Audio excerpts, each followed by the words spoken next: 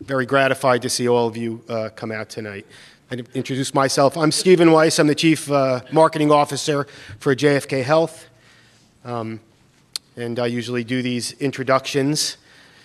So it is really my pleasure to introduce, and what I'm going to do is I'm going to introduce each speaker before they speak, so instead of doing it all at once. But really is my pleasure to introduce our first speaker, who's Dr. Philip Kramer, who's the director of the JFK Vestibular Laboratory. It's this gentleman right here. Dr. Kramer attended Syracuse University, which I have to give him applause for because I did as well. So I like him already. Dr. Kramer attended Syracuse on an Air Force ROTC scholarship and received a bachelor's degree in aerospace engineering in 1977. He then flew the B-52 in the Air Force, and while there earned a bachelor's degree in computer science. After leaving the Air Force, he picked up pre-med credits at Yale prior to attending medical school at the University of Connecticut. So he's not very well educated. I'm sorry.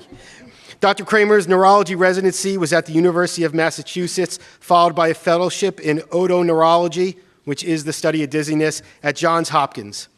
In 1995, he joined our faculty. He joined the faculty of Johns Hopkins in the Department of Neurology and the Department of Otolaryngology, where he saw patients who were dizzy. There, he conducted basic science research on ballast systems, publishing 20 papers during his career and numerous book chapters on dizziness. He has received 3 NIH grants for research in the field of dizziness. Dr. Kramer joined our faculty 19 years ago and is currently an associate professor at both Seton Hall and Robert Wood Johnson. He's been married to Lori for 26 years and shares his home with 2 adorable beagles. Everyone, welcome Dr. Kramer.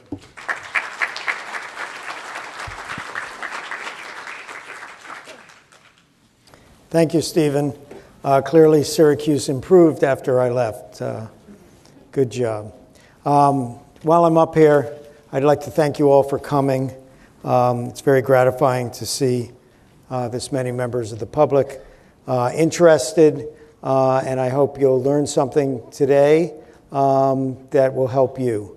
I'd also like to thank Elam Shaw for helping to arrange this, along with Stephen, and then helping throughout our Tracy, Josephine, and Giovanni.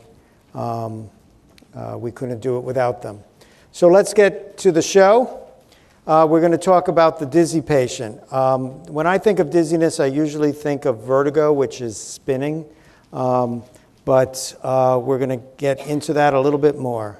So an overview of what I'm going to say. First, I'm going to talk about history. And what I mean by history, not the history of dizziness, I mean the patient's history, what the problem is, when it started, how it started.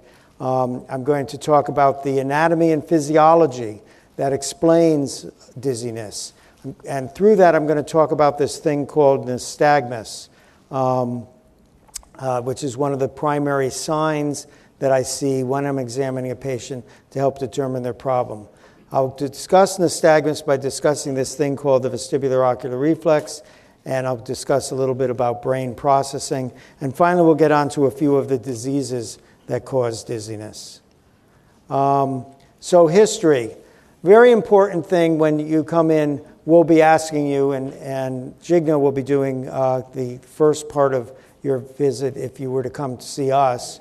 But when you see any doctor, you need to be able to explain as best you can what you mean by dizziness. Because if you got that wrong, then you're probably not going to be able to help the patient. So vertigo, and the little asterisk is because that's the dizziness that a lot of my talk's going to be about, is a false sense of motion, usually rotation. Disequilibrium is really just a fancy word for being off balance. Lightheadedness, which doctors will refer to as near syncope, suggests a cardiac, a metabolic, or a drug problem, as in your drug side effect is causing a problem. And then the other type of dizziness is this funny-headed, difficult to describe, floaty feeling like my head is in a different part of the room, feeling every time I think I've heard it described in all the ways it could possibly be described, the patient comes up with another one. And if that's your dizziness, then that's what we want to know. But that's kind of because it is somewhat vague, it's a little bit harder to diagnose. So if you can tell the doctor what you mean by dizzy, what dizzy feels to you without using the word dizzy, that's going to be very helpful. The next thing that you should know is when you get dizziness, how long does the dizziness last? I'm going to talk about a little bit about that later, and Jigna's certainly going to spend some time about that. So we're going to talk a little bit about the science behind dizziness. Well, here is my neuroanatomy of the balance system. And I have one of my residents in back, and don't think you're going to get away with this simplified version. You need to know it in a little more detail. But this is basically what it's all about. In the middle, hopefully you can see that dot, you have a computer. That computer is the brain. It talks back and forth with another part of the brain called the cerebellum. And together, they take all these inputs, vision, the input from your inner ear, and the feeling in your feet. It takes that, they do some computations on that, and they use that to control your eye muscles. I'm going to get into that. And that's really important to me when I examine a patient. And it's important to you because it helps stabilize your vision. But also these downward pathways that it uses to help maintain your balance. Okay, so when I examine you, I'm going to be looking for something called nystagmus. And rather than trying to describe nystagmus, I'm going to show you nystagmus. I'm not getting casual. I'm going to show you a different form of nystagmus than I was planning to show you. If you can get that working, that would be great. So nystagmus is a back and forth motion of your eyes, usually going quickly in one direction and moving slowly in the opposite direction. I'm going to explain to you why that's important, but let me walk around the room and show you nystagmus. So I'm going to show you a normal nystagmus. Fortunately, I wore a tie with stripes on it, and that's the key to this. So what I'm going to be doing is concentrating on the stripes as they go by, and I want you to look at my, I'm going to have to wear my glasses. I want you to look at my eyes as I'm doing that. And hopefully what they're doing is they're wiggling back and forth as I do that. So I'm going to take a minute here to show you that. A guy named Mach, the same guy who invented Mach numbers back in the 1800s, discovered this while sitting by the train and watching people look at the train go by, and he saw their eyes going back and forth as he did that. And he was the one who discovered this is called optokinetic nystagmus. Here I'm shaking someone's head. That isn't really nystagmus you're seeing there. You're going to see it afterwards. And he's wearing the goggles that we use with the patients. And you notice that the eyes are moving rapidly in one direction and slowly in the opposite direction. So that's nystagmus. And I look for that when I examine patients. And I'm about to show you why. Okay, so there's this thing called the vestibular ocular reflex. I spent much of my career at Hopkins studying the vestibular ocular reflex. And it is a reflex that keeps our eyes pointed in the correct direction to stabilize our vision. So if I'm looking at those gentlemen with the cameras, if I'm looking at one of those cameras and I move my head back and forth, I have to move my eyes in the opposite direction in order to be able to keep my vision pointed at that camera. That actually even happens in the dark. If we turned out all the lights and I pretend to look at the camera and move my eyes back and forth, it isn't vision that's bringing back my eyes back and forth. It's my inner ear that's bringing it back and forth. And we can demonstrate that. You can all demonstrate that now, unless you have a problem with your vestibular ocular reflex, by taking the piece of paper that you may have gotten here and hold it in front of you. And you can take that piece of paper and go back and forth, and you'll note that it's difficult to read. If you hold it still, you can read it easily, but if you go back and forth, it's more difficult to read. Now, if your vestibular ocular reflex is working, and I suspect maybe with some of you it's not, if you hold that piece of paper out and shake your head back and forth, you should be able to read the paper much better with the paper still but your head going back and forth. And that's because your inner ear muscles, your eye muscles are getting a message from your inner ear and stabilizing your vision. So how does the vestibular ocular reflex work? It works because the activity in the inner ear increases when the head is turned towards that ear.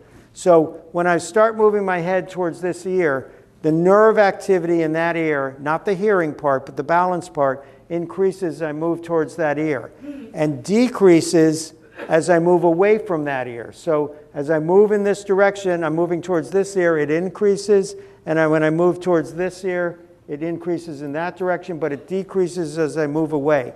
That neuroactivity is sent to your eye muscles to help move your eyes, and let's see how. Even when I'm not moving, my ears are firing. My ears are putting out a signal. That becomes important in another second. You'll see why.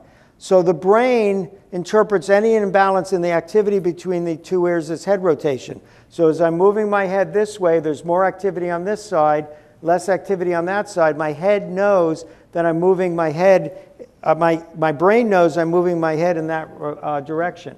So let's look at that. This little dot in the middle is the brain, and these blotches on either side are the nerve cells. And you'll notice that here the head isn't moving at all, and you have the nerves are just sitting there firing at this base rate. We'll call it 5 times a second. So the brain looks at that and says 5 minus 5, that's 0. We must not be turning.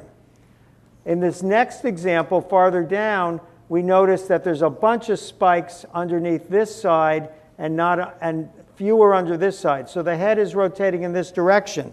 What the brain does is it takes 9 minus 3 and it gets 6. So that's 6. That's not 0. So we must be, and it's unfortunate you can't see this arrow well, we must be turning in this direction. The opposite happens when we go in the opposite direction. We get only 3 spikes on this side. So 3 minus 9 is minus 6. So we are also turning and moving in the opposite direction. When we sense that head rotation, we get the eyes moving in the opposite direction, and that's the beginning of nystagmus. So the brain interprets any imbalance in activity as head rotation. What I showed you before was normal, just someone moving their head back and forth. But now we're going to look at when there's a disease or a simulation of a disease, when there's a problem. So here in all of these, notice there's only 5 marks under each ear. So that tells you, since it's 5 on one side, 5 on the other, the head isn't rotating in any of these examples. And that's what happens here in the first one. 5 minus 5 is 0. But notice here this X. What I've done in this little cartoon here is I've taken a knife, figuratively, and I've cut the nerve between the ear and the brain. So now that information isn't getting from the ear to the brain. So the brain sees this side as 0. But remember, when you're not rotating, when you're not turning at all, there is some base firing rate here. So it sees nothing over here, but 5 over here. So it says 0 minus 5 is minus 5. So even though we're not turning, the brain thinks the head is turning. And if it thinks the head is turning, it moves the eyes in the opposite direction, and you get that nystagmus. You also get the feeling like you are turning. And then we go down to the other side, or the last example, when we cut the nerve on the other side, and you get the sense of rotation in the opposite direction and nystagmus in the opposite direction. So now, by looking at the direction of the nystagmus, remember first when we looked at that at the video, when we finally got it working, we saw that the eyes were going quickly in one direction and slowly in the opposite direction. So that could tell me which side the problem is on. So that's the basic, simplified, first thing you learn when you do your fellowship in dizziness. That's the beginning of what you learn about nystagmus. It does become more complicated. It's not just left and right. It can be up and down, and it can also be, if you turn your head like this, believe it or not, your eyes turn in your head like this. It's called torsion. So when you get a mixture of those different things, it can mean all kinds of different things. And it can not only be your ear that causes the problem, but sometimes it's the brain that causes your problem. So that's what I spent the time at Hopkins studying, is part of what I did was learning how to recognize various nystagmus and know what that means. And every once in a while I come up with one that I haven't seen before. It isn't published in the books, and you just have to kind of think out what it means. Okay, so remember I said in the history, not only do I want to know what you mean by dizziness, I want to know, especially if you have vertigo, vertigo is spinning. By the way, if you've been to a doctor and they've told you, and you've told them you had dizziness, and they said, oh, you have vertigo, they're misleading you. Vertigo is a symptom. Vertigo is the sense of spinning. It's the same thing as going to a doctor and saying, doctor, my foot hurts, and they say, oh, you have pain. So if they tell you have vertigo, you need to ask them, what's causing the vertigo? Why do I have vertigo? If you've told them you have spinning, you know yourself you have vertigo. So if you have vertigo and it lasts a certain amount of time, that's very, very helpful in telling me or any other doctor what the problem is. So here we have a list of diseases. And you can ignore this column and you can ignore this column. The bottom message is this last column. How long does it last? And you notice there's not much overlap here. Hours between Meniere's and migraine, and I'm going to talk about that later. But each of these has a different amount of time that they last. Lasting less than a minute, lasting a few minutes, lasting hours. So with that, that's one of the biggest clues as to telling what the problem is and telling it apart. So when you go to the doctor, you should already have in your mind, what do you mean, or how long does the dizziness last? And Jigna's going to tell you more about that. Okay, so let's start talking about various diseases. Until recently, the most commonly diagnosed disease is something called benign paroxysmal positional vertigo. And what I mean by disease, diseases that cause dizziness, diseases that cause spinning. Benign paroxysmal positional vertigo, you may know that as the crystals, the loose crystals in your inner ear. This is our fancy name for it. And what's caused by is introduction of crystals, which are really called onychonia, into the semicircular canals, into these tubes, these hollow tubes. When the crystals get into these hollow tubes, they interfere with how the tubes work, and head movements with respect to gravity cause the crystals to move around in there and cause the inner ear to send a false signal to the brain. So let me show that. This is an inner ear. This is one of the semicircular canals, and this is with a patient laying on their back. And this little blue dot represents the crystals sitting there all clumped together. So when the patient sits up, going over to this diagram on your right, that blue dot moves down from here to here. Well, there's fluid inside this inner ear tube, and that pushes when the crystals move, it pushes the fluid, it pushes against this thing called the cupula, and that changes that firing rate of the inner ear, so it changes the signal it sends to the brain. So falling debris, which are the crystals, pushes fluid in front of it, thus deforming the cupula and changing the signal it sends to the inner ear. So how do we diagnose BPPV? The crystals. So it's a rapid onset of vertigo with head movement relative to gravity. So what do I mean by that? Things like rolling over in bed, bending over, rolling over in bed, putting your head back, rolling over in bed, getting into and out of bed, and did I mention rolling over in bed? And the reason I say that is if you're not getting dizzy rolling over in bed, then you probably don't have this. Now, doctors have to be very careful about this because very often you'll ask a patient, and I'm telling you this, and it's a little bit funny but it should make you think about how you answer a doctor's question. A doctor may ask you, do you get dizzy rolling over in bed? And I've done this with patients, and they'll say no. And I'll ask them, well, do you roll over in bed? No. Well, why don't you roll over in bed? Because if I do, I'll get dizzy. And it's funny, but if a doctor doesn't know to follow that question, then you might not get to the right answer. So think about what the doctor's looking for. Maybe think a little bit beyond what they're asking. Rolling over, and some patients will say, no, I don't roll over in bed. Do you turn over in bed? Oh, sure, and then I get dizzy. So you have to be a little bit careful with these questions. It lasts seconds. So in reality, it usually lasts 10 or 15 seconds. It can last up to 30 seconds. It can even last up to a minute. So I had this once, and my patients are always telling me it lasts 2 or 3 minutes. And then I do this maneuver, and I notice what they have, and I can make a definitive diagnosis of saying, why are they telling me 2 or 3 minutes? So when I got this once, I knew instantly what it was. I had been in a car accident. I knew that was the reason I could have it. I had little signs of it. I knew it was had. So when I got it, I said, this is great.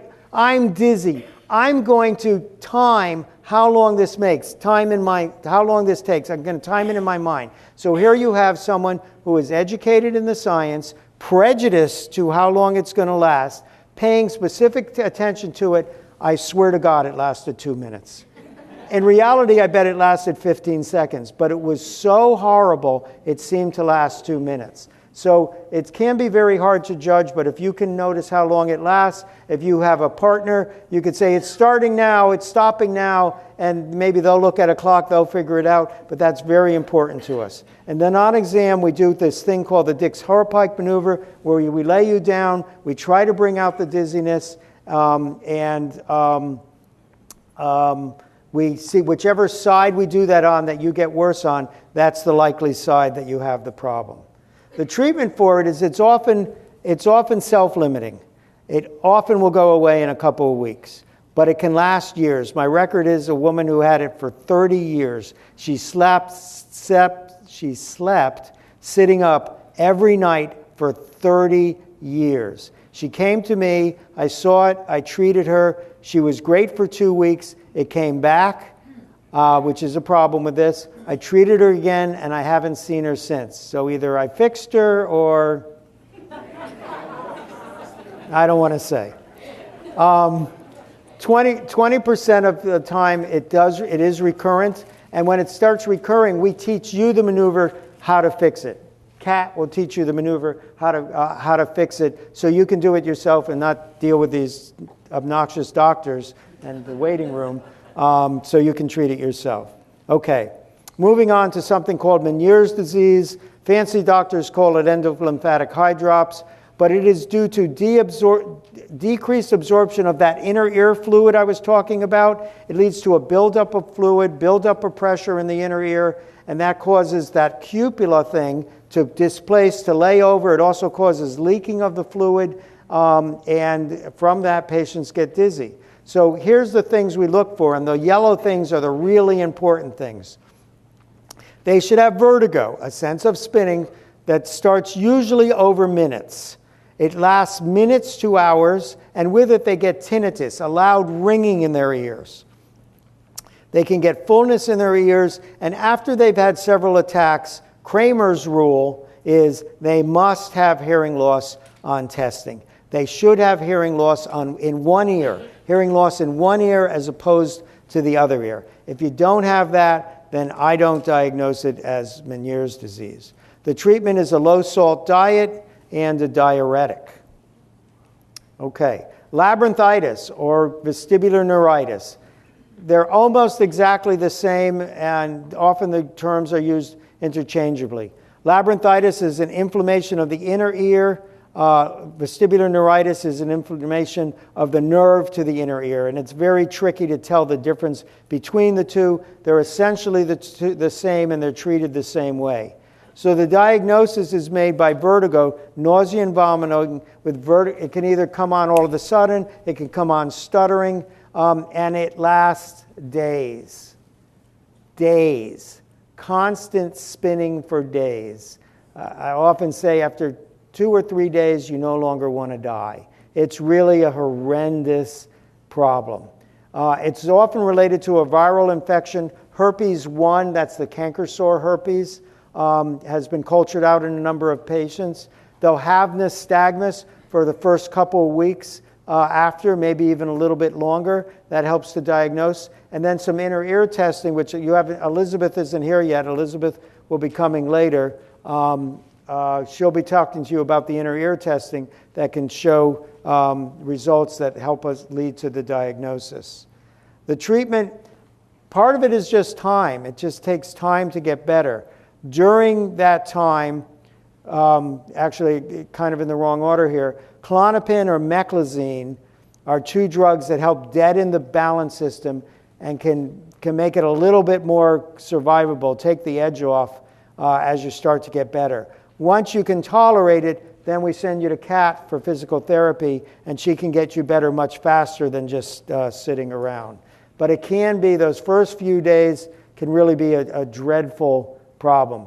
First few days you're spinning, then you finally can get out of bed, you're walking around touching objects for the next week. After 3 weeks, maybe you're able to go back to work. And this is the typical case. Sometimes it's much less severe, sometimes it's much worse. All right, TIA, transient ischemic attack.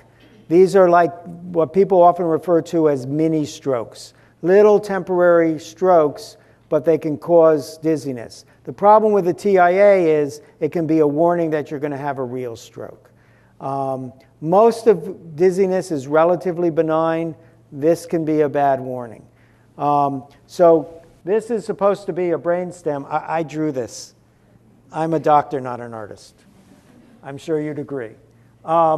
This is the brainstem, and this is that cerebellum thing hanging off the back. And these are all the blood vessels that go that feed the brainstem and the cerebellum. And this middle one, it's abbreviated ICA, is right here, and it feeds the inner ear. This is the inner ear over here on the right, and the blood supply to the inner ear here. So if you lose blood supply to any of that, even temporarily, you can get spinning from that. So how do we make the diagnosis? TIAs come on suddenly, just like that. They last minutes, very suspicious 2 to 5 minutes. Now, I just told you about BPPV. It lasts less than a minute, but it feels like it's 2 minutes. So that's why a very precise history can be useful. So 2 to 5 minutes is very suspicious, but it can be up to half an hour. You look for other signs like facial numbness, loss of pain in the body, your palate being off. This is why we do a neurologic exam on you, to make sure to look for those other things. And then we can do some imaging testing, MRIs, MRAs, but this is the basic way that we try to find out. If you have a TIA, it's a temporary, a transient ischemic attack. Then you go to the doctor 3 days later, well, they're going to see a normal exam. So then it becomes, well, do you have high cholesterol? Are you in your 70s? Do you smoke? Do you have diabetes? Do you have high blood pressure? Gee, you're at risk of having a stroke. Maybe we better work that up. But it can be very difficult to diagnose in the afterthought. Okay. Vestibular migraine. So before I said the crystals used to be the most commonly diagnosed cause of dizziness, it has just been passed out by vestibular migraine. What are vestibular migraines? Vestibular migraines are migraines, just like any other migraine, except they don't necessarily cause headache. Doctor, how can I have a migraine without a headache? Migraines are these very complicated things. We actually don't know the pathophysiology of it that well. We're beginning to make crossing some milestones in that, making some headway on it. But it's a very complicated thing. Maybe some of you have had or know someone who have had an ocular migraine. And this is right there. Raise your hand. No, you don't have. No, that's a HIPAA violation. Don't raise your hand. An ocular migraine will cause stars or a hole in your vision or wavy lines, and you never get a headache, or some people never get a headache with it. That's because the migraine phenomenon is hitting back here, and that disturbs your field of vision here. If the migraine phenomenon hits here, this arm goes limp and temporarily, because this is the part of my brain that controls my vision. I mean, my arm. If it hits in the back of the brain down here where I control my balance, then I have trouble with my balance and I can have spinning. So the diagnosis may include loss of vestibular function, but if a patient complaints sound like migraine, except instead of them saying headache, they say dizziness, then it is likely a vestibular migraine. Photophobia, light bothers their eyes. Sonophobia, loud noises bother their eyes. When you're dizzy, you like to lie down in a dark room and sleep it off. That really smells of vestibular migraine. If they have a past medical history or a family history of migraine, that makes it even easier to diagnose. And maybe eating chocolate, MSG, or red wine will trigger it. Okay. The thing is, the differential diagnosis of this, the thing it can be easily confused with, is that other thing called Meniere's disease. My most common difficult decision to make when I see patients is whether they have migraine or Meniere's disease, because both of them can cause hearing loss, both of them can cause tinnitus, and both of them can cause fullness in your ear. The treatment are various medications. These are the ones I like to use. Zoloft, an antidepressant, that's off-label.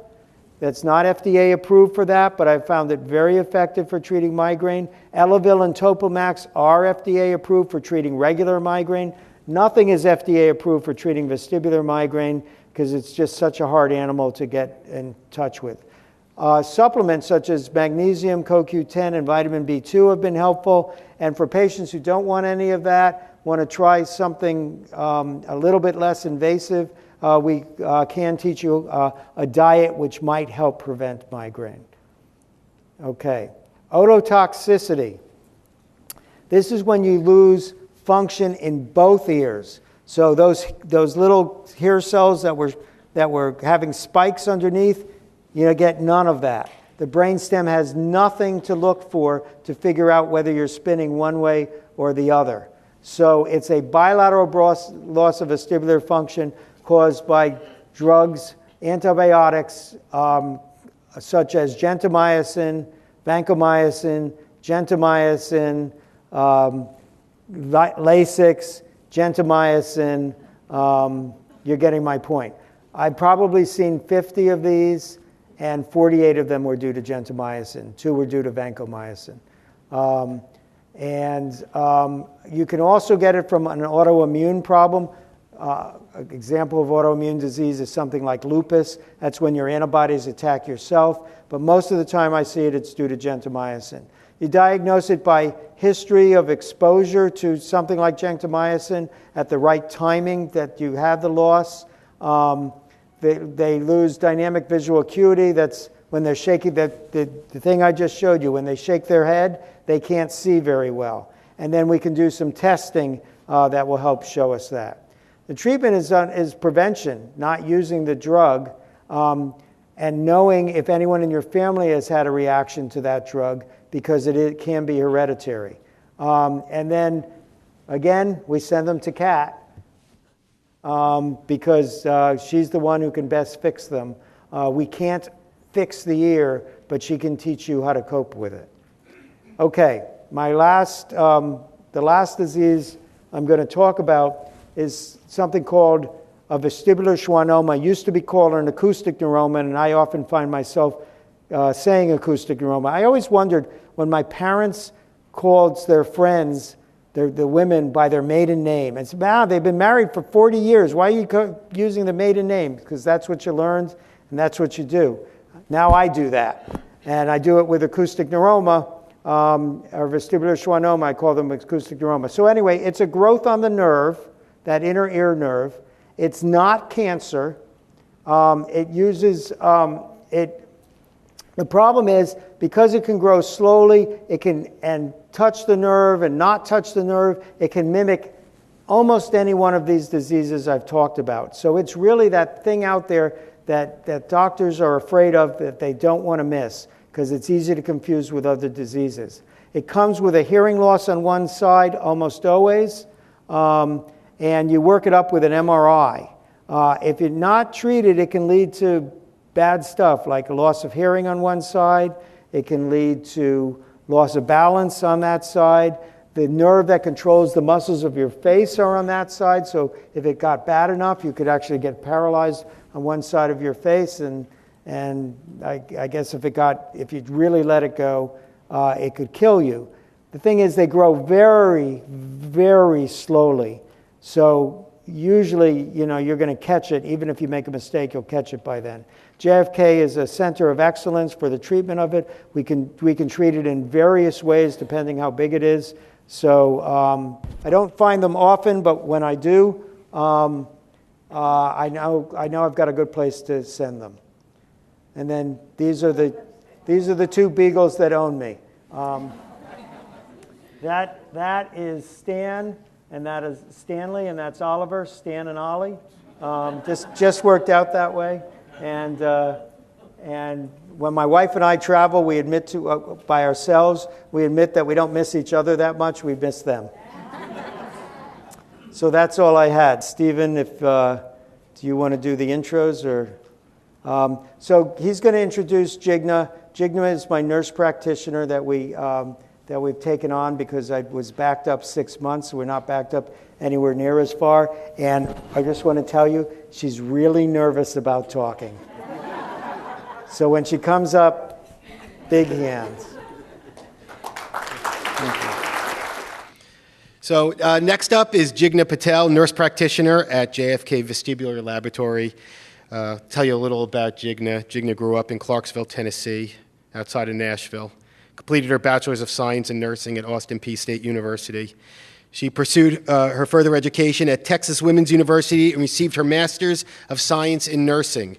She is certified with the American Academy of Nurse Practitioners, worked in primary care, nutrition, and wellness, has recently moved to the lovely state of New Jersey from North Carolina, lives with her husband, her in-laws, and 2 wonderful children. Jigna? I'm the nurse practitioner that works with Dr. Kramer. It has been my honor and privilege to work with him for over a year now. So upon your first initial visit, you will first be evaluated by me, whether you like it or not. This is where I will obtain your history and perform just a basic neurological exam. Dr. Kramer will do more of an extensive exam. So what I'm going to try to teach you in the next few minutes really is just to help you tell us how you can give us some good information about your dizziness. So the 2 biggest things are, what does your dizziness feel like, and the timing of it. So giving a description of your dizziness is probably one of the most difficult things to do, because when you're feeling dizzy, you're not thinking about the details of it. You just want it to go away. You want it to be over. So as Dr. Kramer had mentioned, we'll probably repeat some of the same descriptions here. Some points to really keep in mind are if you feel it is vertigo. So again, vertigo is the sense of spinning. You feel like you're spinning or the world around you is spinning. It's not a diagnosis, it is just spinning. The other descriptions we get a lot are if the dizziness is not vertigo, people often feel off balance, they feel like they're floating, is it bouncing, swaying, brain foggy, some people will say they feel like they're drunk, all kinds of descriptions. We've heard many, and when we think we've heard it all, we really haven't. So again, it's very important to try to determine if your dizziness is spinning or if it's a different type of sensation, so then we can help diagnose what type of dizziness you might have. Another very crucial part of the diagnosing dizziness is the timing. So timing meaning, is your dizziness episodic or is it constant? If it is episodic, then how long does just the dizziness occur? Again, we understand it's really difficult to pay attention. As Dr. Kramer said, he thought, he would be able to see if it's a few seconds, but it felt like it was a minutes. So knowing this, if this were to occur to you or if this is happening, a good suggestion would be just to try to start tracking your dizzy episodes, and when it's happening, how long is it lasting? Whether if you're getting spinning or if you're getting these other type of dizzy sensations, how long is just the dizziness happening? Is it seconds, minutes, hours, that kind of thing, just to generalize in that form of time. That will really help us to help you. And if it is constant, when did it become constant? So constant meaning that it never goes away. It might wax and wane, it varies with intensity, but you are really dizzy all the time. It never goes away, whether you're sitting or laying down. So one of the biggest things I think we come across is when patients do come to us, they tell us, oh, I'm just dizzy all the time. And it's just, I don't know. You know better than we know how your dizziness feels. So if you can really try to differentiate the timing of it and really just how long it's lasting, that'll just be really helpful for us. So other symptoms that we do ask that may come with your dizziness are nausea, vomiting, headaches and migraines, any hearing changes or tinnitus, which is ringing in your ears, if there's any vision problems, or if you've been falling. These may come with or without your dizziness. And then when we do ask the timing, again, we're just asking about the dizziness and not the other symptoms that you might be feeling. They may come together or they may not come together. It just varies. So most patients that come to us have seen multiple doctors. They've sought treatment elsewhere. As a part of your evaluation, it's really important that you personally bring any testing results that you may have had. This can include anything from a hearing test or an audiogram, any inner ear testing, which is the vestibular testing where they put hot air and cold air into your ears.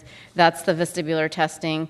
Any MRIs or CAT scans of your brain you may have had, or any blood work as well.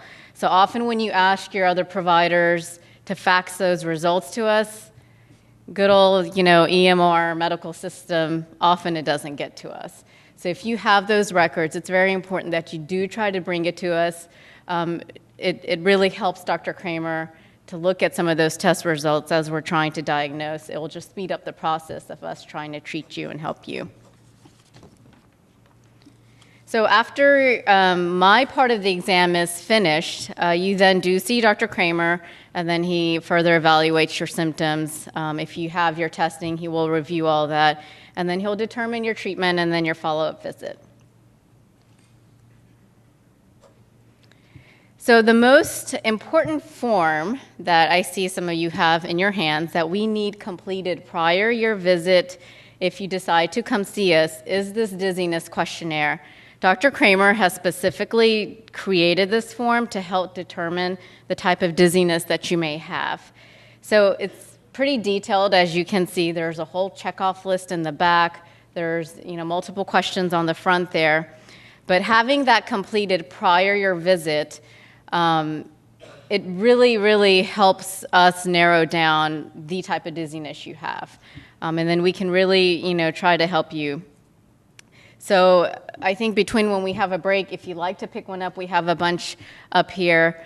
We ask that you do take it, and then if you do decide to schedule an appointment or come see us, please bring that to your first visit, or when they ask you to send back the new patient paperwork or anything like that, you can put it in that packet, and we can definitely review it. The other thing is it's also very important that you do find out with your insurance company if you require a referral to be seen. Because Dr. Kramer's practice is a specialized field, some insurances do require that you have a referral. So finding that information out, getting the referral, and then making your appointment will just help speed up your process, and then we can see you sooner. Yeah, so just make sure that before, you decide to schedule your first visit, you have specific forms filled out, you get the information about your insurance and just the referral process. Again, I think, we're very pleased with the amount of people that showed up to this seminar, and we look forward to very much trying to take care of many of you if you decide to come see us. Thank you. So our next speaker is Kat Ferraro, physical therapist, PT/OT outpatient. Kat's a physical therapist who has worked at JFK for 9 years in the outpatient physical therapy department. She graduated from Ithaca College with her master's degree in clinical science. Her specialty over the past 6 years has been vestibular rehabilitation, where she trains the new staff in all aspects of the vestibular system. She wants to make sure they are all equipped in thoroughly evaluating and treating patients with dizziness and balance disorders. She works closely with Dr. Kramer and Jigna Patel to assure the best care for shared patients. Once a week, they evaluate patients for a more comprehensive approach. Kat?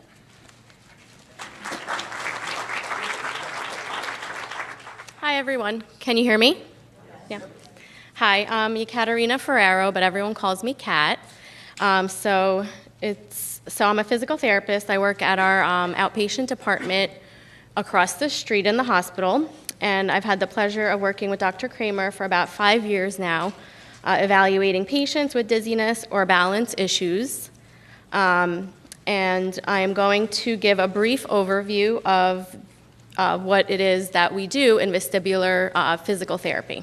Basically, what vestibular rehab is all about is it's when you come in, we do design a comprehensive program to treat individuals with functional limitations due to symptoms of dizziness, which can include vertigo, motion intolerance, lightheadedness, all the descriptions that Dr. Kramer and Jigna talked about, and balance problems. So along with symptoms of dizziness and imbalance, people can also suffer fatigue and weakness that we could also address with physical therapy. So the first day of therapy is an evaluation. So along with the diagnosis that we gather from the doctor, from the referring doctor, we also perform our own evaluation and examination. We look at things such as posture, range of motion, strength. We look at different balance tests. We look at coordination. We do a visual screen, which we look at the eyes, and we also look for nystagmus and things like that. We do testing for BPPV, which is benign paroxysmal positional vertigo. We also look at memory and some cognitive testing. So after looking at all those things, we do come up with an individualized program to work with whatever is wrong. So there's 3 treatment theories that vestibular rehab relies on. And I'm going to discuss them in length. So basically, it's habituation, adaptation, and substitution, as well as the canalith repositioning maneuver to treat BPPV. So the first treatment theory is habituation. And basically what that is we teach exercises and different movements that produce dizziness that are performed in a controlled setting and in various intensities. So basically, there's a test that we do called the motion sensitivity quotient that kind of goes through all these different positions, and we see which ones make you the dizziest, and then we pick a few of those out, and we usually do 3 to 5 repetitions over a few weeks until they no longer produce dizziness. So yes, you are going to get dizzy with physical therapy, but it is going to help you, so you really have to give it a chance because, usually people come in and they're like, oh my God, I felt so much worse after therapy, but that is the point. We have to stimulate your vestibular system in order for it to adapt. So if you do feel that way, coming from the first or second appointment, please give it a chance because or we know that it is going to get better, and hopefully the therapist will educate you on that it is going to get better. It is going to be a little bit worse before it gets better, the symptoms. The next treatment approach is called adaptation, and that is the vestibular ocular reflex. That is the main exercise that we focus on. That's what Dr. Kramer spent most of the time talking about. And basically, how he said, you look at a target or you take a piece of paper and you move your head back and forth, and that's pretty much how you do the exercise. So this exercise can be done in sitting, it could be done in standing. We change the surface, we change how long you do it for, we can change the lighting, we could tailor it to whatever things that you have to do in your life that will help with this. The next treatment approach is called substitution, and this is using alternate strategies to help replace the loss of function or compromised function within your system. So this treatment approach, we do a lot of balance exercises. We try to do other strategies, teach you other strategies to replace loss of function in other systems that you may have. This is the best treatment option for bilateral vestibular loss that Dr. Kramer mentioned that is caused by the gentamicin. There's also exercises to increase visual and somatosensory systems. So that is, your vision system and also joint receptors in your legs, your ankles. We can teach you all those exercises. There's also an exercise called the cervico-ocular reflex, which is very similar to the VOR. In case you do not have function in the VOR, this is using your joint receptors in your neck to basically do the same movement.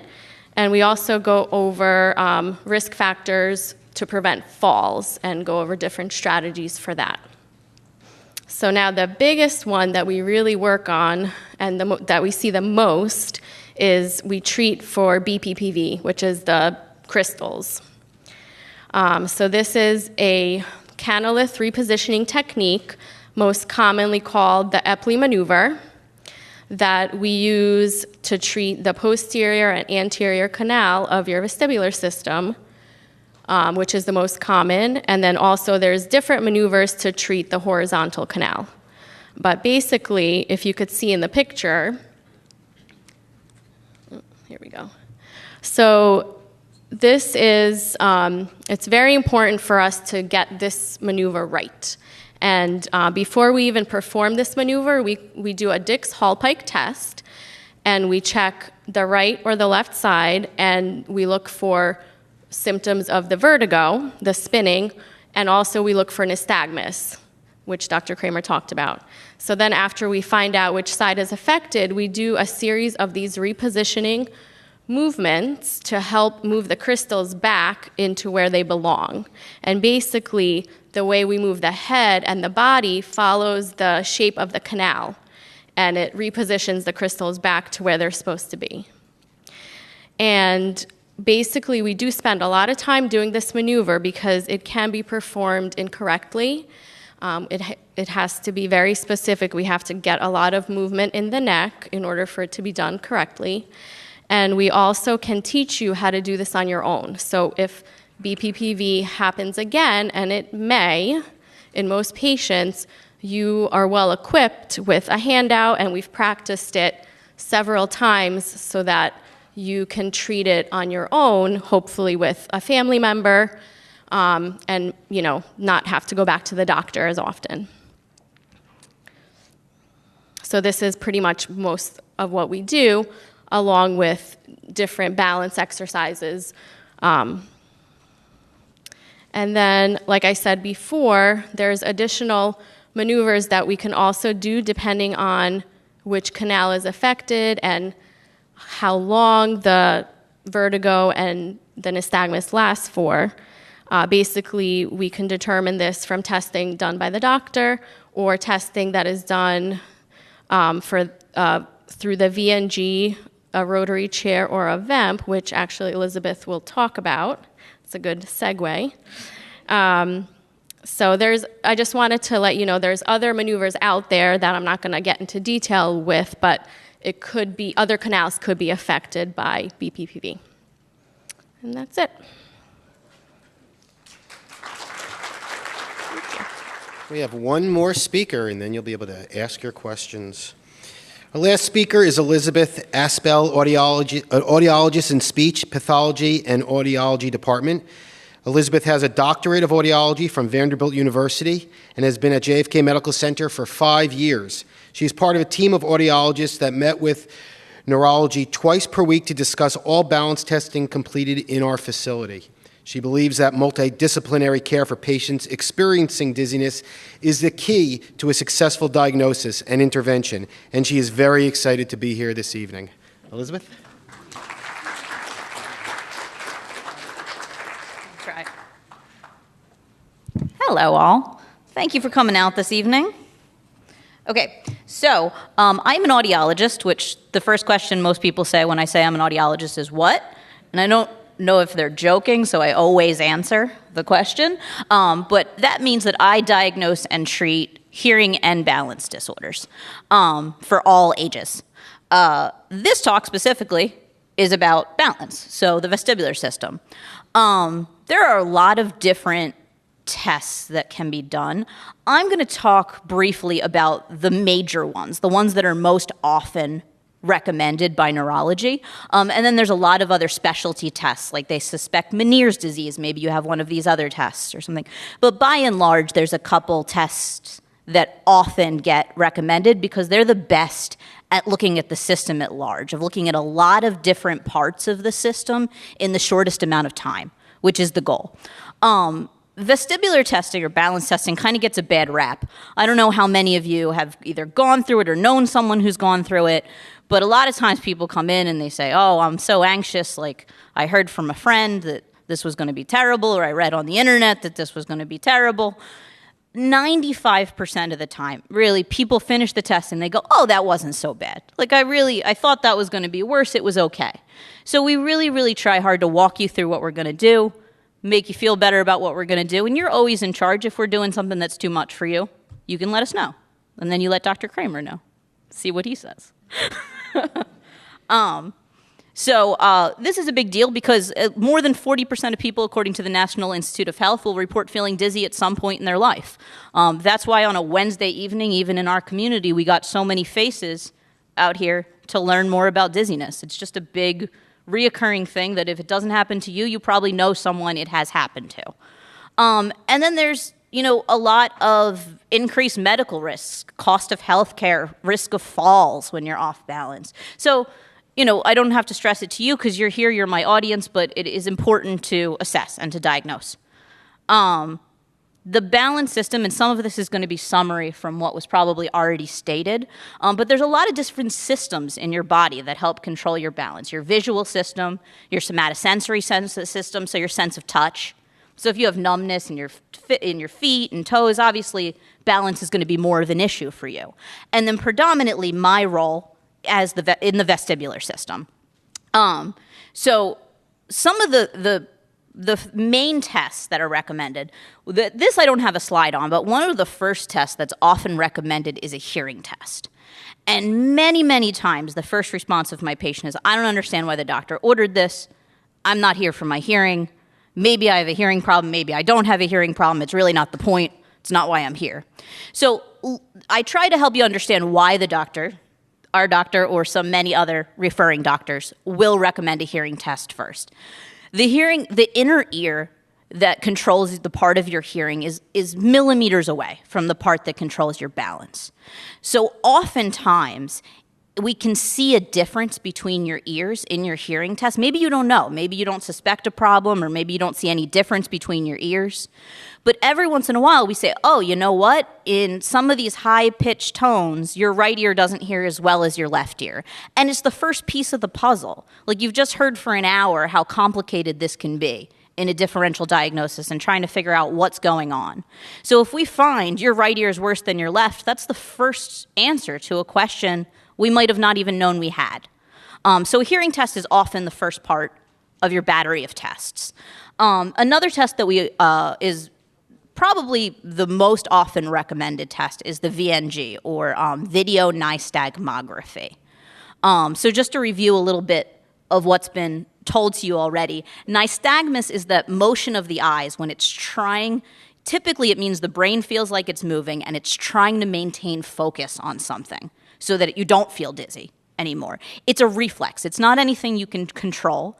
And sometimes, like you have a little kid spinning in a chair, it's normal to see nystagmus. Their eyes move, or an adult who acts like a little kid. But nystagmus is sometimes normal. It's a normal variant when you evoke it. It shouldn't happen when you're just sitting still. So part of what we test, that's the positional testing part, is you're just sitting still or you're laying in different positions and we're watching your eyes. So your eyes are the gateway to the soul and the vestibular system. We really want to know, does your brain think you're moving when you're not? Along those lines, does your brain think you're moving more than you're moving when we move you? So we're going to lay you back. We're going to watch your eyes as you lay down. We're going to watch your eyes as you sit up. We look for that BPPV thing, those crystals floating around in your ear that's going to show up in your eye movements. It's another thing that sometimes confuses patients. Like, why are you watching my eyes? I don't have a problem with my eyes. I'm dizzy. So, first I have to explain the ear part, then the eye part. Caloric testing is the last part of the VNG. That is really the most likely part of the test to make you feel anything. So what we do is we put some cool air in your ear, we change the temperature in your ear. Changing the temperature in your ear tricks your brain into feeling like you're moving. You usually feel like you're moving for about 30, 60 seconds, and then it typically goes away pretty quickly. So we do that with cool air, we do that with warm air, and comparing the two ears can give us an idea. Is one ear a lot weaker than the other? Is one ear a lot stronger than the other?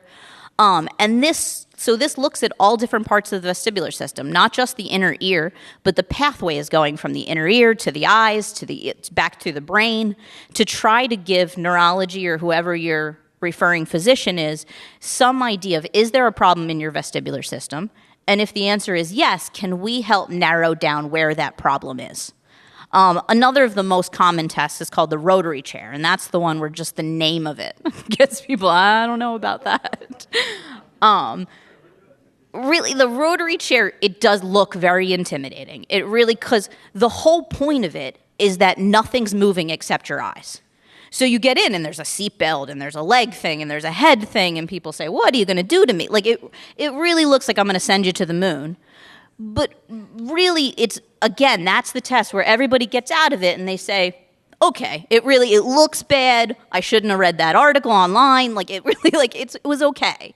So for most people drive themselves home. Most people are okay. But if you know yourself and I don't think that would be okay for me, bring somebody else to drive you. Have a backup plan. But for most people, it's okay. And what's nice about this is this doesn't matter if you've got wax blocking your ears. It doesn't matter. This looks at more of those central pathways between your ear and your brain. So we turn the chair in a circle, and we watch your eyes, and then we stop the chair, and we watch your eyes again. Then we turn the chair the other way, watch your eyes, stop the chair, watch your eyes. And again, comparing, does your eyes do the same thing when you move left versus right, gives us some really, really good clues about where the problem is in your vestibular system.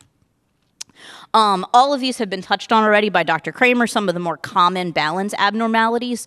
Even if you go into the office and it's like, oh, you have clear-cut BPPV, you have those crystals in your ear, we're going to send you to physical therapy.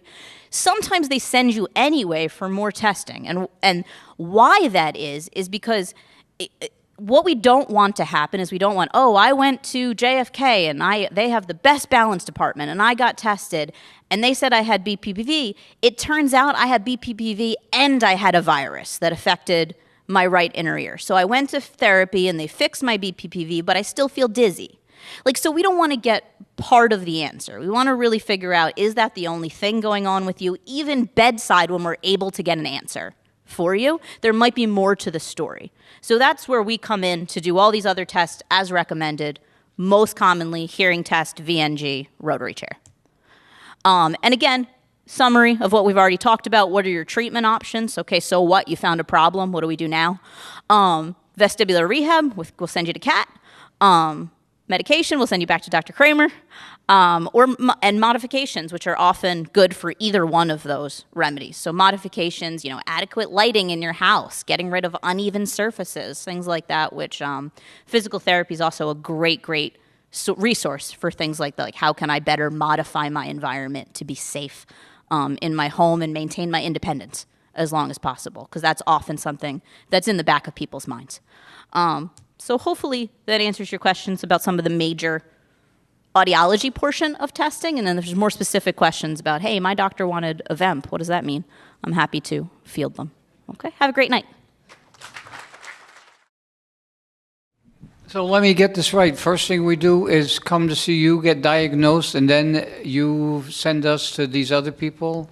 So you'll come in, and the very first person you'll see is Jigna, and she'll get a history, convey it to me, then I will examine you. She'll do some of the exam. I'll do the exam specifically to the vestibular system. I may ask a few questions, and then I may or may not diagnose you. Sometimes I'll diagnose you, and you won't get to see Elizabeth because I just know what it is. But sometimes I know what it is, but as she was just saying elegantly, I know what it is, but gee, maybe there's something else, so you'll see Elizabeth. And very often, as I'm sending you to Elizabeth, I might send you to Kat, if that's the appropriate thing, or it may be medication. So after you see me, you may see medication and not see either of them, or you may see you may see both of them. It's all very variable, tailored to the person. My question is, could you give me a sound maybe of what ringing in the ear is? So what she's asking... Okay. Okay. Yeah. So what she's asking about, what we would call tinnitus or ringing in the ears. I do see patients for that as well. We didn't talk about it as much. And what it sounds like, there's actually, if you go on the web, and I can't tell you exactly where, you can hear by talking to people and listening to them, they've actually simulated the sounds that many people have, and some of them are bizarre. The most common one, and I get it occasionally myself, is it sounds like crickets. That is the most common form of tinnitus. But it can also sound like bells ringing. It can sound like boards creaking. It can sound like weird space music. It can sound like it can. It can. That's what it sounds like. And if you let it go long enough, that's what it sounds like. Yep. So it is very variable. The one to look out for, though, is when it's pulsing. Psh, psh, psh, psh. And when it does that, take your pulse, and if it's timing for your heart with your heart, that's really important, because what you're hearing is most likely a blood vessel or a blood flow of some kind. And 99.999% of the time, no big deal. Some of those times it's not a big deal, but we can do something. We can fix an artery or a vessel and fix it. But I shouldn't say very rarely, occasionally, it's something, it could be an aneurysm you're hearing. So that's really an important thing. The other important type of tinnitus is when you hear it in one ear and not the other. Because that can be that our old friend there, that acoustic neuroma, can cause it in one ear or not the other. So the two really, if it's both ears and it's equal and it's not bothering you, then to be honest, it's no big deal. If you want to come in and we can reassure you, that's fine. But if it's really bothering you, then that's something we may be able to help you with. We won't make it go away, but we may be able to help you with it. But if it's one ear, or if it's psh, psh, psh, or psh, shh, either of those are important to come in for. Just to briefly add to that, ringing in your ears is oftentimes a sign of damage to the nerve in your ear. So we would recommend a hearing test. And if that ringing in your ears is really something that's very bothersome to you, we also do something here in our audiology department called a tinnitus evaluation, where we make recommendations for what are some different sound generators, what are some different ways that we can help you either therapeutically or with a device to help it so that is less bothersome to your day-to-day life. Because even though it's a very, very common thing, there's a small percentage of the population that it's very debilitating for. So if you're somebody who finds yourself I can't sleep at night, this is really interfering with my daily life, there's there's often nothing that can be done from a medical perspective, but there's quite a bit that can be done from a therapeutic and intervention perspective. So do reach out if you're one of them. Okay. I have a question about the crystals. I hear a lot about crystals. What is the etiology and composition of crystals? Is there any place that they would normally be found versus moving into a part of the ear? And what would cause that migration? So they are calcium carbonate crystals, if that helps you. They're essentially like little crystallized bone.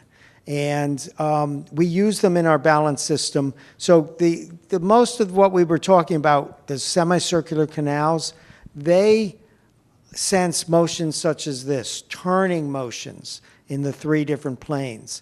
But the linear motion, back and forth, forward and back, up and down, the sense of where gravity is in relation to me, that's what the crystals are involved with. You can think of them as the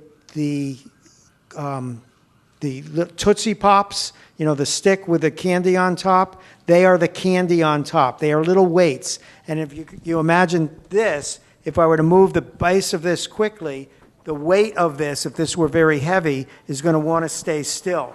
And when that happens, there's stress here at the bottom in my hand, and little nerve endings sense that, and they use that information to sense when I'm moving in a straight line. So that's why they are there. So we need that weight. Because they're little pieces of bone, they can act as pieces of weight, and that's why they originated there. They sit in a little gel-like surface, and we're talking this big, but they sit in a gel-like surface, and they can from time to time fall off.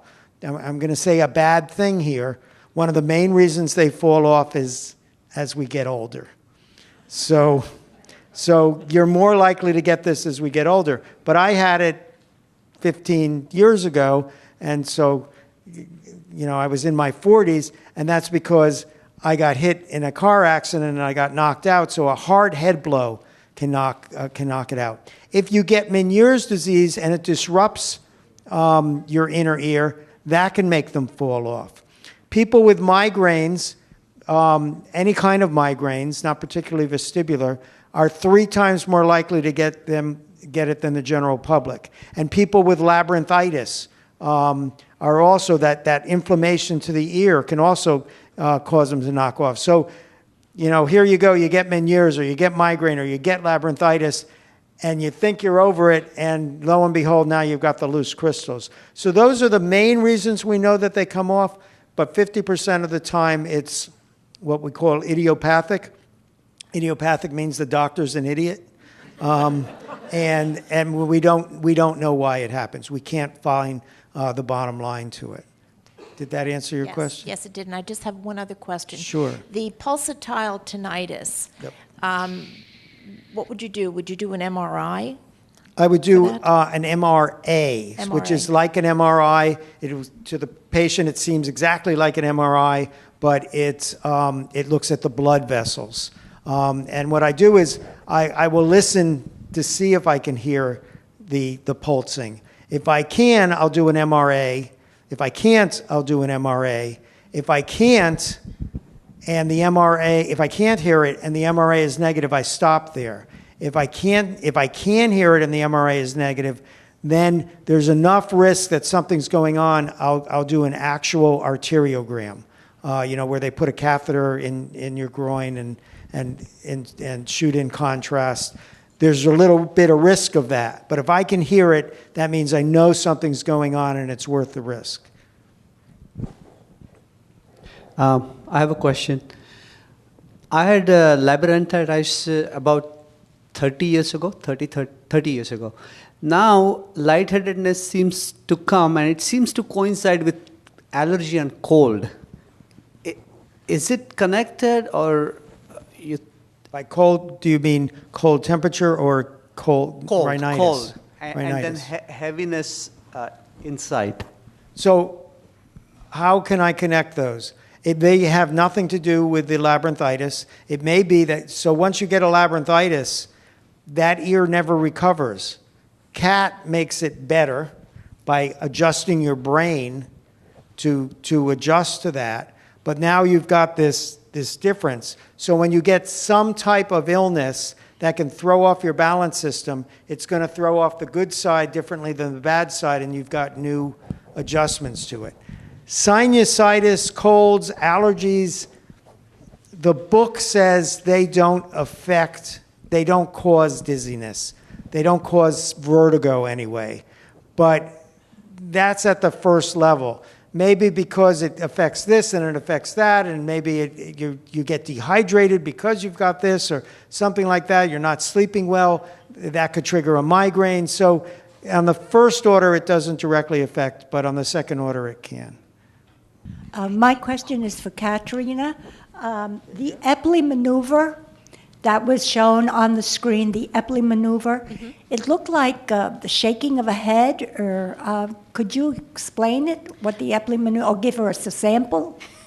Yes, I mean, we could demonstrate it, but no, just kidding. Basically what it is, it's not really shaking of the head, but it is, so you start off in sitting, and I hold the patient's head. Okay. I think we're going to demonstrate it. Thank you. All right. Do you want me to? Steve, how strong is this table? Is it going to with? Don't dance on it.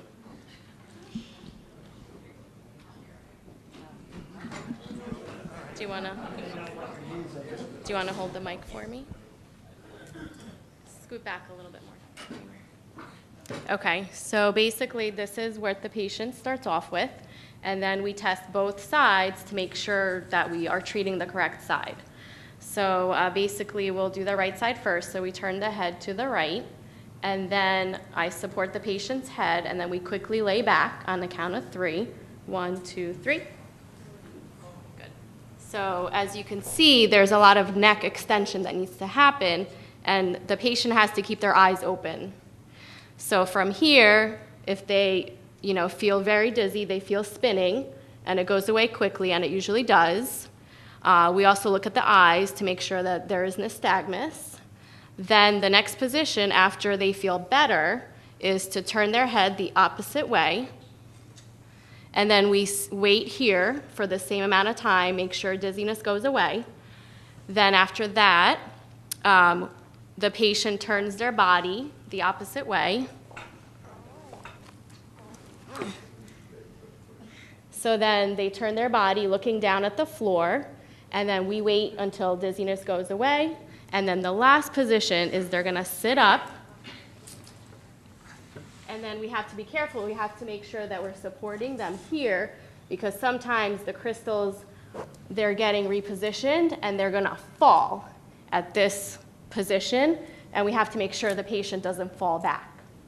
So basically that's what it looks like, and we could do it to either sides, depending on which side the ear is affected. Will that stop the spinning for the moment? Yes. So you're going to feel vertigo while your head is in those positions. The most common position is the first one, is you're going to feel intense vertigo. It will go away, and then you should feel better with each position. And when we do it again in the same treatment session, you might feel 50% better. And we do it again, you might feel 85% better. So it is very treatable and very successful if that is exactly what you have. Thank you. You're welcome. In reference to what you just did, the maneuver, I was in a car accident 2 years ago, and I have 3 herniated discs in my neck, plus a bulging disc, and I didn't lose conscious, don't recall hitting my head, but afterwards, I have vertigo like you would not believe. And I wanted to know whether or not, when you do the maneuvers, whether or not you would support the head and all that, because I always have problems with that. Yes, so we definitely make sure we support the head, and it is a little bit uncomfortable because we do have to keep you there, until everything kind of goes away. And most common patient response is they just want to jump back up because, they're spinning, they feel uncomfortable, but, we do support the head. We make sure that you do feel as comfortable as we can make it. We could modify the position, too, based upon any restrictions that you may have in your neck. That's also an option. There's kind of different ways of doing it that might not be as stressful on the neck. So Is there any relation between a heartburn and a vertigo? Because sometimes when I have a kind of a spicy food, I kind of feel that both the ears are heavy. I can feel the whole thing is spinning at least for a day or so. So I've not seen any literature on that, but I did have one patient who had vertigo. He also had heartburn, and I wasn't helping him with his vertigo, but I sent him to Dr. Rosenheck, who's my GI doctor, and he treated him for the heartburn, and the vertigo went away. And what we postulated was that he was refluxing the stomach acid so much that it actually went through the eustachian tube and was irritating in his inner ear. I've been looking for a second patient like that so I could have a series and I could publish. But be the second one. Maybe you're the guy. Yeah. I can finish the puzzle. Thank you very much. We have a question here. Yes, ma'am. I wanted to know if there was any connection between the dizziness and the computer screen monitor. Yeah, with the new flat screens, it's a little bit less so. The older screens refreshed either at 30 hertz, 50 hertz, or 60 hertz. So essentially, it's flashing before your eyes. I don't think the newer screens, I think they're flashing at 120 hertz. So it's so fast that it doesn't do it. But you might be particularly sensitive. But you know, the other thing is the cell phones and scrolling on the computer. That can very much bring out dizziness in some people. But looking at a straight screen lately has been less of a problem. But if you're scrolling around and doing a lot of things on the computer and moving your head around a lot, then we do have patients who are computer sensitive, yes. Is there a connection between wax in the ears and dizziness? Not really. It's important that the wax comes out of the ears so that when we send you to Elizabeth, that it doesn't interfere with the testing. And the wax can trap bacteria in the ear and cause a problem. But it is not a form of dizziness. By the way, the reason we tell you not to clean the wax out of your ears is not so much that we're afraid you're going to take that Q-tip and drive it through your eardrum. Most people will feel the pain first and they'll back off. There's a couple of reasons. If you notice the skin on the back of my hand or back of your hand, when you move it, it moves. If you notice the skin at the tip of your finger, and you move it, it doesn't move. Same as the tip of your nose, same as in your inner ear. So when you take that Q-tip and go back and forth, the inner ear isn't moving. So you're really abrading that inner ear. And I've looked in some people's ears, and it is just raw when they do that. The other thing is wax is an antibiotic. So it's helping to protect your ears. Now, when it builds up too much, that's a problem. And either your primary care doctor, an ear doctor can clean it out, or you can go to the pharmacy and ask, it's called Debrox, but just ask the pharmacist, those drops you put in your ears to get rid of the wax, you put that in your ears, you let it sit there for a while, like 5 minutes, you do that for 3 days, it softens it up, and then there's this little squeegee, and they put water in and you squeegee the wax out. That's the way to clean out your ears. But wax itself won't, right, and tell me if I'm wrong, Elizabeth, it doesn't unless it's really packed in, it doesn't interfere with hearing that much. Or do you get a difference? No. Every once in a while, I just yell. Every once in a while, like if we test you with headphones, because a lot of times if you have a lot of wax, we won't put inserts in your ears because we don't want to push it deeper. So we'll put headphones on you, and sometimes the headphones plus the wax will like collapse your ear closed and make it look like your hearing's a lot worse. But typically the only time wax affects your hearing is when it forms a complete plug. And usually that's from Q-tip use because you pushed some in a little bit at a time. You pushed it deeper and deeper and deeper until it formed an earplug. Me next? Yeah, there's sometimes I can tell, one second, there's sometimes I can tell when people use Q-tips because I can essentially see the head of the Q-tip, the impression from it, and maybe even a couple of pieces of cotton from it. So Q-tips, bad. I use the head of a Bic pen. No. 1 second. We're just going to do a question. Me? All right, I've had the Epley maneuver, and I've been fine since.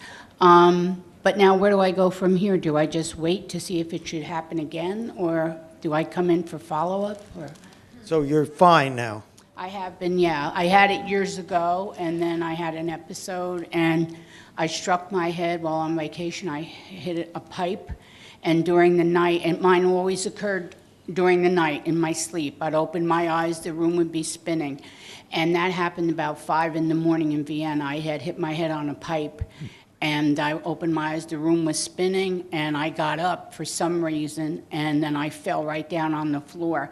And I had the effects for about 2 or 3 days. I was nauseous, I couldn't look up. I came back, and then I couldn't even lay down. If I started to lay down a little bit on my left side, I would have to sit back up. Finally, I went for the Epley, and I've been fine since. But now, where do I go from here? Do I do any more? Or? If by fine you mean fine, you're fine. I've been fine, so I don't need for any... You don't need anything else unless it comes back, and then you need treatment. By the way, on this form, sometimes we make our diagnosis by the back of the form. If the first 4 boxes are checked and nothing else is checked, yeah, I mean, we're not that cavalier to just say it's PPPV, but we're really steered towards that. So that's why this form is, one of the reasons this form is very helpful. But yes, you're fine, unless it comes back, which it can, because it comes back 20% of the time. Most of that time is after head trauma, if the cause of it is head trauma. So you are a little bit at risk of that happening. I've been suffering from positional vertigo, I thought, years now. However, I have the migraines also that you described. And I also have my ear, one of them. I just wanted to know, are they interconnected or are they 3 separate things? You said your ear. What about your ear? I have loss of hearing there, and sometimes I have it kind of rings. Okay. So one way to put that all together would be that you had vestibular migraines, which caused the hearing loss in one ear and also put you at increased risk of the crystals. Another way to put that together is that 2 different things happened. You had the vestibular migraine, which also caused the crystals to fall off, and you just also happened to have something happen to one ear. I can't say, I can make it one thing, and doctors try to make it one thing because usually that makes the most sense. Rather than you have 2 things, you have one thing, but I wouldn't be definitive about that. If you have a hearing problem in one ear, and you've never had an MRI, unless you had surgery and that's why you lost the hearing in that ear, you need an MRI of your inner ear to make sure you don't have that growth. And you don't have to run and get it tomorrow. They grow very, very slowly. But that's something that you need to have done. So they are connected? So I can certainly connect all these things, but I don't know they're connected, just from this little talk. I can't tell you that it is, but I can create it. I can name a scenario that they're all connected, but without getting a full history and examination and maybe even testing, I can't know for sure. I understand. Thank you. Question for Kat, really. I was told, I do the eye exercises, the adaptation. Yes. I have the paper. Mm-hmm. I was suggested to do it 3 times a day. It's never going to happen in my lifetime. So is it worth doing it 3 times a week? So, yes, so you do have to do them at least twice a day because your brain needs that constant repetition in order to adapt. So unfortunately, it does sound like it's a hassle, but if you don't do it with enough frequency, your brain will never adapt to the motions and to improve that VOR reflex that needs to get stronger. So the best situation is all this in combination, the habituation, the adaptation, and the substitution for someone who literally topples over. I fell into my fireplace yesterday. I just topple over. So to do one without the other is not so helpful, right? Yeah, so are you in physical therapy right now? I did. You I- have Now been. I'm looking at knee replacement, so we're, triaging this whole Yeah. body. But So, I mean, if you have like a lot of exercises that you were given from the therapist, just pick out, yeah, 4 to do a day. You don't have to do every single one of them because walking that's and not looking realistic. and all that. Yeah. Okay, I'm going to get back to it. Yeah, so just pick a few of them to do every day. Don't go through the whole packet, and then just vary them. But try to do something every day. Really, twice a day, otherwise forget it. Yeah. Okay, thank you. You're welcome. Have there been any correlation or studies on the relationship between cancer therapies and vertigo or any of the other things we discussed? When I was saying gentamicin, vincristine and vinplatinum can cause a vestibular loss. I've never seen it. It should be temporary. It should come back, but those are the only cancer treatments I know of that cause vestibular loss. Is there any connection between wine and vertigo? Let me explain. Occasionally. Is that with an H? Occasionally. I'll have a glass of wine occasionally, and I notice that there are some evenings after one glass of wine, I'll roll over that night and have vertigo. It doesn't always happen. So there's a couple of ways. One glass. There's a couple of things. This friend. So red wine is a trigger in some people for migraine. So it could be red wine is causing migraine. Another trigger is something called alcohol-induced vertigo, and it's actually PAN. I can't remember the exact word for it, but it's basically due to, if you remember that semicircular canal, that little curve thing that tells your brain whether you're turning or not, and the cupula in there. The cupula floats. It is neutrally buoyant. It is the same density as the fluid, the inner ear fluid around it. But when you get alcohol in your body, alcohol is lighter than water. So when the alcohol comes into your body, since there's blood vessels inside the cupula will have alcohol in it and it will begin to float. So it deflects and you begin to feel like you're spinning. After a while though, because the endolymph is created by structures that obviously have blood vessels coming to it, alcohol begins to enter into the endolymph. So now the endolymph that the cupula is floating in has alcohol in it, and the cupula becomes neutrally buoyant again. But life is cruel, because now the liver starts digesting the alcohol, and the cupula starts losing the alcohol in the bloodstream, and it begins to sink, so you begin to spin in the opposite direction. Eventually, the endolymph, which is created by a vessel, starts losing the alcohol, and now the cupula floats back up to the neutral position, and you stop floating. So you can that's why you get bed spins when you drink. And they prove this insanely by taking deuterium, which is heavy water where the hydrogen has an extra neutron in it. This is, the stuff they make atomic bombs with. But it didn't have any atomic weight in it. They mixed the alcohol with deuterium water, heavy water, so that the density of the alcohol would be the same, the density of this mixture would be the same as water.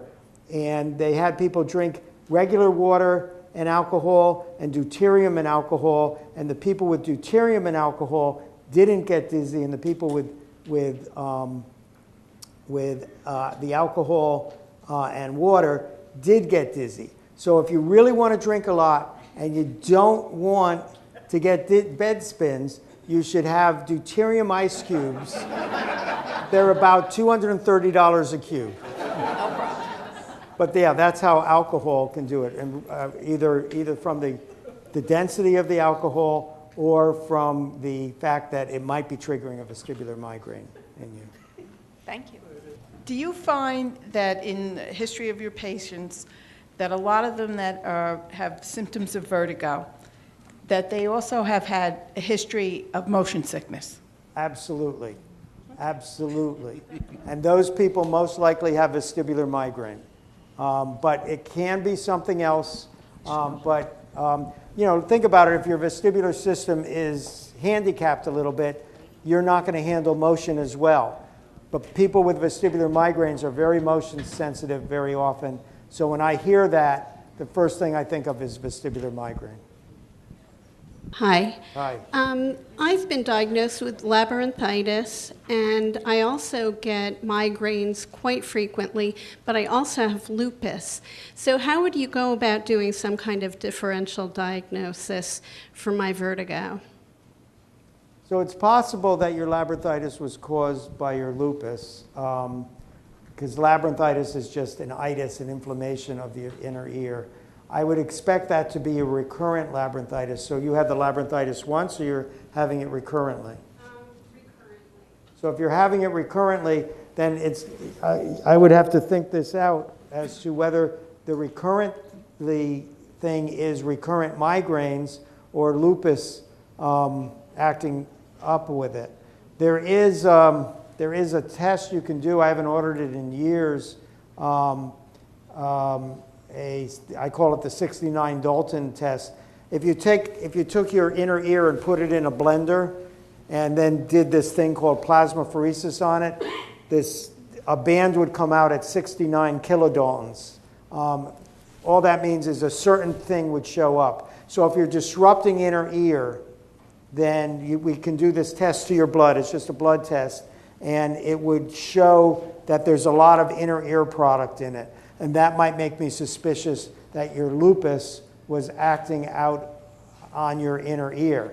The thing is, though, treat your lupus is the thing you do for it. And if you're dizzy and I can't also treat your migraine, then I might just give you something to help with the dizziness. That Klonopin, meclizine kind of thing. By the way, I hate meclizine.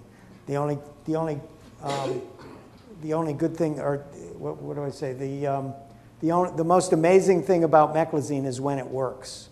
The Klonopin works much, much better, but I have to say, except for my wife, meclizine works better for her. So it's not an all-around thing, but usually I use Klonopin. So I might give you Klonopin to try to relax it if I can't treat it in any other way. I would certainly treat the migraine and treat the lupus. And to figure out if lupus was causing your inner ear, I might do that 69 kilodalton test. I had a vertigo attack last month. Ended up in the emergency room. All right, they sent me home and told me to go see a neurologist. But my previous vertigo was 5 years ago. I went through all this space chair and everything else. And they said, take meclizine as needed. I took it for a while, I stopped, and I had no problems for 5 years until last month. Is there a question? Yeah, I thought if I had it 5 years ago, that was it. I didn't realize I would get it again. So the questions I would ask you is, how long did it last 5 years ago? How long did it last this time? That's long enough to get me to the emergency room because I couldn't stop the spinning. Yeah. So this is where we stress long enough is not an appropriate answer. It has to be a time format of seconds, minutes, hours, days. That's kind of what we're looking for. We probably need to further evaluate you with your symptoms because a lot of people have had vertigo in the past and it comes back, but it could again be anything that came back. We don't know exactly what you had 5 years ago. But basically you said it was long and it was still going on when they got you to the hospital? Yes. Okay, so that's many minutes to almost an hour-ish. So, okay, so that might have been a migraine back then. It might have been a migraine now. What we would have to do is break out each individual one and see. They might have been both the same thing. They could have been two different things. A lot of dizziness goes away. We always figure especially when I'm booked out 6 months, we always figure that we have a no-show. It's someone with BPPV that went away, and they just got better and didn't bother showing up. So it may have gotten better and come back. It may have gotten better and then something else happened. Hard to tell. We need to spend an hour with you to try to figure it out. My doctor told me that I had extremely low vitamin D. She prescribed me vitamin D 50,000 units weekly. After the second week, I had vertigo. So I called my doctor and asked her if the vitamin D, that was the only new thing that I was taking at the time. And she said that vitamin D wouldn't cause vertigo. But then after more days, I end up having calcium deposits on my shoulders, right and left. And then I kind of went into check online, and I saw that vitamin D increases absorption of calcium in your body. So do you see any correlation? Because I don't know at this point what caused my vertigo. When first happened, it was really badly. It was only 2 days. After that, I have it. It's very mild, and I kind of live with it, you know? So my first thought would not be vitamin D. You're always afraid as a doctor of what you don't know. I've never read an article about it. I've never made that diagnosis, though if I'm not suspecting it, then I could be missing that diagnosis. But I've never heard of that. I've never read an article on it. So I don't, I've not found a bunch of my patients are on vitamin D. So, I mean, could this be a rare thing? I suppose, but I would think it's a more common thing. I mean, this almost sounds like a labyrinthitis, and the vitamin D just happened to be there. I mean, we humans try to make correlations, and sometimes those correlations aren't accurate. Why would exercise at a cardio rate bring on lightheadedness? Well, it could be, so this might not be a vestibular problem. It might be that you're not getting the blood there. It might be a cardiovascular problem. It could be, and by cardiovascular, you could have a blockage of an artery. And when you have the high demands, putting out, when you're exercising, you're moving blood to your muscles rather than to your brain or something like that. I would think of a non-vestibular cause before I would think of a vestibular cause. By vestibular, I mean inner ear, brain thing. All right, if that's it, thank you very much for coming out tonight. Have a safe ride home. Thank you.